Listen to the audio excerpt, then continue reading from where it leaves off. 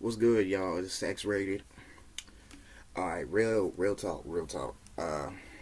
Just want to go ahead and tell y'all a few things, Wanted to speak about the situation with Lord Xavy and his upcoming tape and all that shit. I wanted to go ahead and speak about that. So, last conversation he and I had, it was specifically about the mixtape, and I was like, bro, what's going on with the tape? You feel me? I'm like trying to get a release date from you and shit so I can, put this shit out there. You feel me? Because I was like, we're doing all of this, all of that, and like we're not getting anywhere with it because it's like you're telling me to keep getting these niggas hype, getting them hype, get them hype and shit. Like from even before me and him start working together, like he been talking about he was going to do this mixtape for like 2 years now, and it's been almost a year since B.O.C was founded, like real shit though.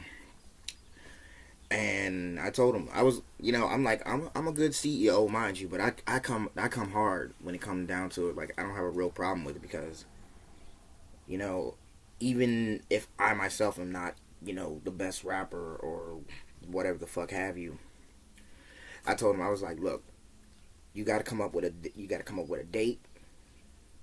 with the title, and I did all of that for you. And I was like, I told you, I designed your cover for you. I designed your mixtape's name, all that shit. You feel me?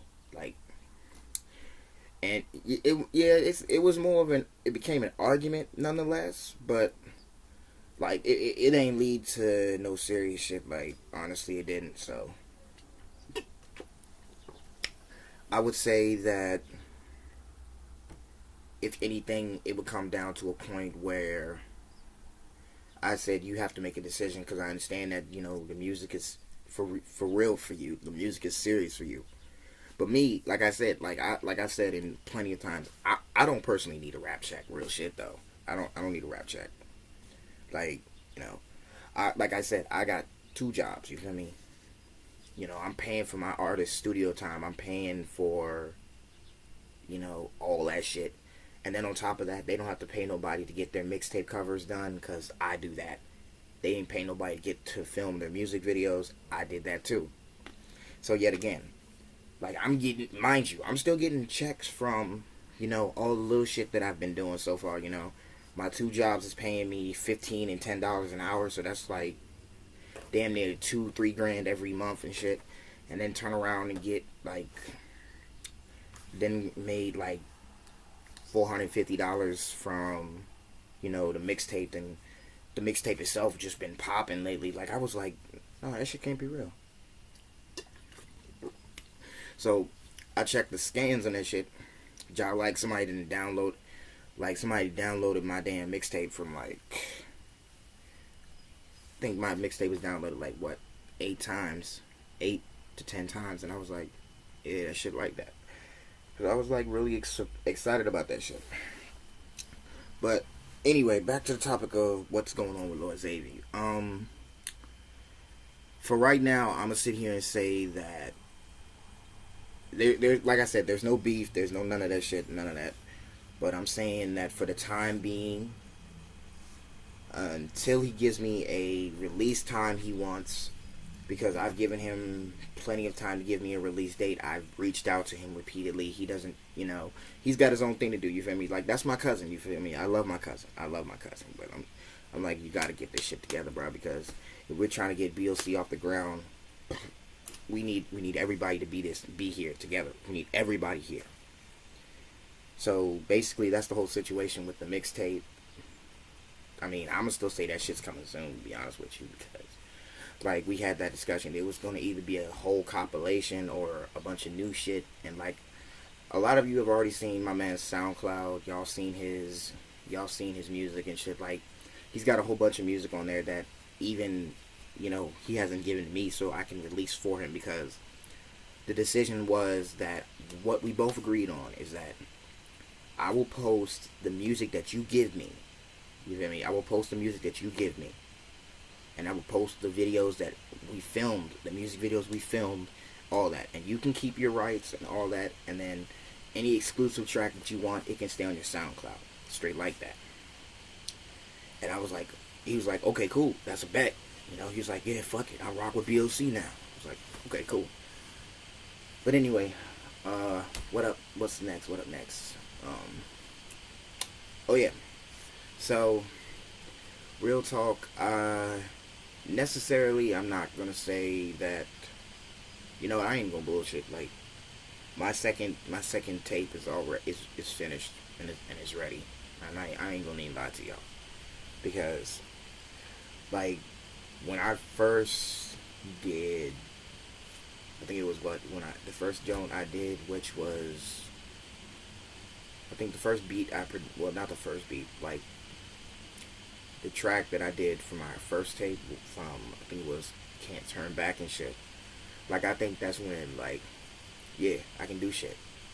So I'm thinking that, okay, we gonna do something different for the tape, for the second tape. You know, do something different for the third, the fourth, and whatever come after. So I'm gonna say this much, that this is going to be my second tape, of course, and after my third tape will probably be a mixture of all genres. You know, I'm not, like, I've never been somebody to stick to one particular genre, like, real shit. Like, you know, like, to be completely honest, like, that shit don't mean nothing, like, honestly, it motherfucking don't. So, like, I just wanted to sit there and say that, because, like, people who have downloaded my mixtape off SoundCloud and, you know, my PayPal and all that shit, and then motherfuckers have been telling me, like, bro, what the fuck is up with the tape, though? Like, the tape good as fuck, but, like, you need to stick to one genre. But I'm like, what the fuck for? Because, like, real life, as a producer, rather as a self-producer, like, you have to learn that shit gotta be for yourself. You feel me? That shit gotta be for yourself. Like, you can't just, like, sit here and say that, yeah, I'm a trap producer. Oh, I'm an R&B producer. Oh, no, I'm a pop R&B, or a pop and R&B producer. No, I'm not any of that. I'm not. Because I really just I don't want to belittle myself by putting labels on my work. Because if I put labels on my work, then that just proves that I'm not ready to move forward as an artist. So I will sit here and say that from the next tape and onward will probably be a mixture of, what is it? I want to say, I'm looking at a lot of genres lately. Like I said, I try my best to avoid the trap thing, because, like, honest to God, like, don't get me wrong, I love the trap music. I love trap music. Like, I fuck with trap music. But I don't feel like, in general, that's everything that hip hop has to offer. I don't think that shit. I don't feel like everybody needs to, you know, needs to have a banger, you know, some shit you can, you know, get your gun and get to shooting shit with. No. I don't. Hip hop is not that. And more importantly, that's coming from a '90s baby at that. That's like I grew up with Eazy-E, Biggie Smalls, Big L, and Tupac Shakur. I didn't grow up with motherfucking, you know, Ray Shremmer, you know, Chief Keef, you know, Rico Reckless and shit like that. I didn't grow up with that shit. Like, I did not. Like, I'm not dissing. Mind you, I'm not dissing, but I'm just saying, like, I didn't come after that shit. I didn't come get into music for that shit. I did not. So I just wanted to put that out there. So y'all know what to do. You feel me? You know, follow me, Lord Xavy, on SoundCloud, Twitter. Also, you can follow me on, you know, follow me on Twitter and shit. You feel me? So, I mean, let me repeat that shit twice. But yeah, just follow me and Lord Xavy in the links, and we'll see what's up with that. So.